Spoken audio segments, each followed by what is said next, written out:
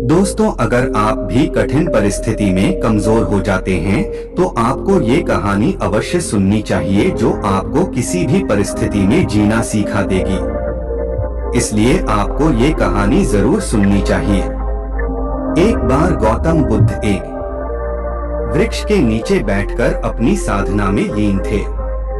वह कई दिनों से इस साधना को कर रहे थे जिसे जगह पर बुद्ध ध्यान कर रहे थे। उसी रास्ते से शिकारी कहीं जा रहा था। शिकारी ने महात्मा बुद्ध के बारे में काफी तारीफ सुनी थी, जैसे उनके स्वभाव के बारे में, उनके ज्ञान के बारे में। लेकिन यह सब सुनकर भी वह उनसे संतुष्ट नहीं था और उसे महात्मा बुद्ध पर विश्वास नहीं था। उसने जब महात्मा बुद्ध को साधना करते हुए देखा तो उसके मन में विचार आया कि क्यों न बुद्ध की परीक्षा ली जाए। इससे उनकी असलियत का पता लग ही जाएगा कि क्या सच में वह बहुत ज्ञानी हैं। शिकारी वहीं खड़े होकर सोचने लगा कि क्या किया जाए। तभी उसकी नजर एक पत्थर पर पड़ी तो उसके मन में तुरंत एक विचार आया और शिकारी ने पत्थर उठाकर साधना में लीन बुद्ध पर फेंककर मारा। वह पत्थर बहुत जोर से बुद्ध को लगा था, लेकिन उन्होंने कोई प्रतिक्रिया नहीं दी। वह चुपचाप अपनी साधना में लीन ही थे। बुद्ध का मानना था कि शरीर को तकलीफ होती है, आत्मा को कभी नहीं।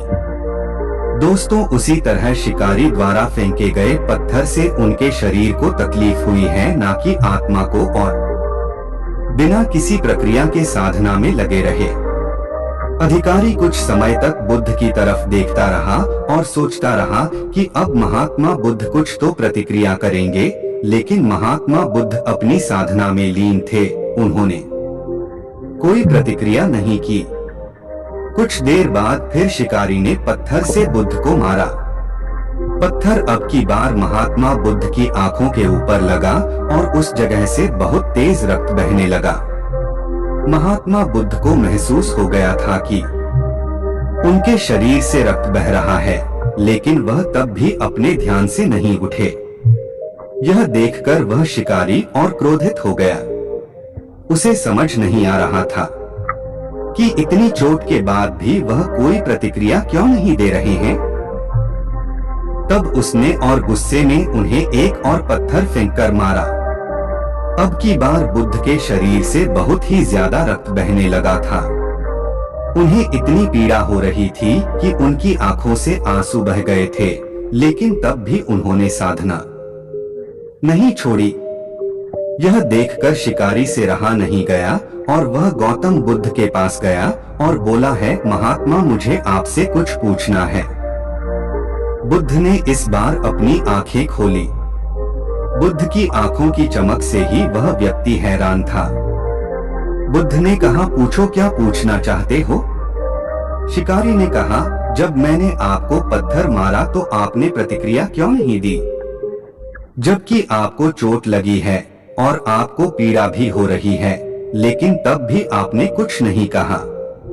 तब महात्मा बुद्ध ने बड़ी ही सरलता के साथ कहा, क्योंकि इससे मेरे शरीर को कष्ट हुआ है, मेरे मस्तिष्क को नहीं। यह सुनकर शिकारी अचंभित रह गया।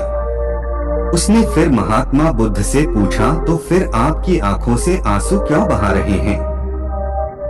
तब इस पर महात्मा बुद्ध ने कहा, तुम्हारे द्वारा किए गए अनुचित कार्य के परिणाम के बारे में मेरा विचार कर रो रही है। तुमने इतना बड़ा पाप किया है, तुम्हें कैसी सजा मिलेगी? मेरे मस्तिष्क में यही विचार आ रहा है। बुद्ध की बातों को सुनकर शिकारी एकदम हैरान हो गया और वह महात्मा बुद्ध के चरणों में गिर गया। शिकारी ने महात्मा बुद्ध से माफी मांगते हुए कहा कि महात्मा, मुझे क्षमा करें। मुझे आप पर विश्वास नहीं था। मुझे लगता था कि आपकी हर चीज झूठी है। लोग बेकार में ही तारीफ करते, लेकिन मुझे आज यह यकीन हो गया कि आपका ज्ञान सत्य है। मुझे क्षमा करें और मुझे अपने पास शरण दे। गौतम बुद्ध बहुत ही दयालु थे। उन्होंने शिकारी से कुछ नहीं कहा और उसे क्षमा कर दिया। बुद्ध ने उसे अपना आशीर्वाद दे दिया।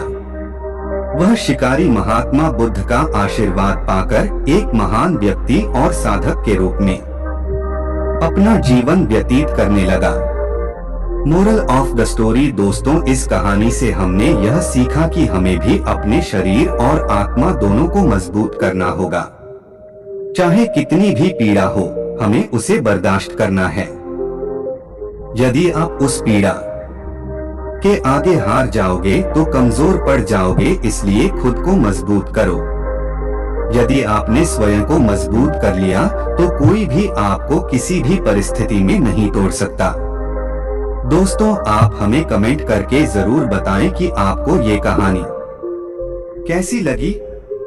ऐसी ही कहानियों को पाने के लिए आप हमारे चैनल को सब्सक्राइब जरूर करें।